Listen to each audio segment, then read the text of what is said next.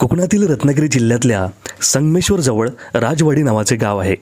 या गावामध्ये दुमजली गाभाऱ्याचे अनोखे मंदिर सोबतच निसर्गाचा एक अद्भुत चमत्कार गरम पाण्याचे कुंड पाहायला मिळते. इथे सतत जमिनीतून गरम पाणी वर येत असते. या कुंडाच्या शेजारी एक सुंदर कौलारू मंदिर आहे. या मंदिराला चारही बाजूने तट बांधलेला आहे. मंदिरासमोर उंच अशी दीपमाळ आहे. समोरून मंदिरात गेल्यावर सभामंडप लागतो. सभामंडपात लाकडी खांब असून त्यावर असलेल्या तुळ्या यावर लाकडी कोरीवकाम केलेलं आहे. यात युद्धप्रसंग, घोडेस्वार सोबतच गंडभेरुंड या काल्पनिक पक्षाचे चित्र देखील कोरलेलं आहे.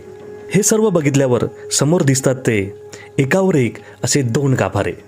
खालच्या गाभाऱ्यात श्रीदेव सोमेश्वर तर वरच्या गाभाऱ्यात गणपतीची मूर्ती आहे.